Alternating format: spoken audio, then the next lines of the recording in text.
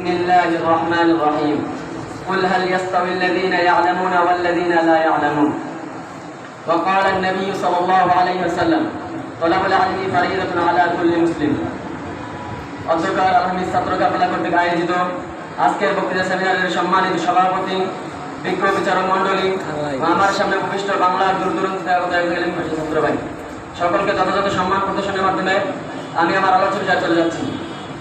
আজকে আমার আলোচনা হচ্ছে এলমে দ্বীনের গুরুত্ব এবং ফজিলত। আল্লাহ যদি সহায় হন ইনশাআল্লাহ কিঞ্চিত পরিমাণ আলোকপাত করার চেষ্টা করব। সর্বপ্রথম এলমে দ্বীনের গুরুত্ব সম্পর্কে আলোচনা করা যাক। এলমে দ্বীনের গুরুত্ব বোঝাতে গিয়ে মহান রব্বুল আলামিন কোরআনে মাঝে ইরশাদ করেন কুল হাল ইয়ালামুনা ওয়াল্লাযিনা লা ইয়ালামুন, অর্থাৎ হে নবী আপনি বলুন যারা জানে আর যারা জানে না তারা কি কখনো সমান হতে পারে? কখনোই না। অর্থাৎ যারা জানে, যারা ইলমের অধিকারী, তারাই মানবকুলের সর্বশ্রেষ্ঠ।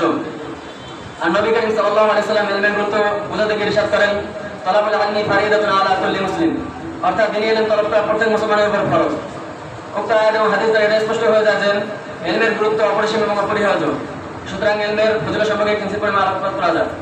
ইলমের ফজিলত বর্ণনা করতে গিয়ে নবী করিম সাল্লাল্লাহু আলাইহি সাল্লাম ইরশাদ করেন মাই ইউদিল্লাহু বিহি খায়রান ইউফাক্কিহু ফিদ্দীন, অর্থাৎ আল্লাহ তাআলা যারা কল্যাণ চান তাকে ইলমের দ্বীনের সমস্থান করেন।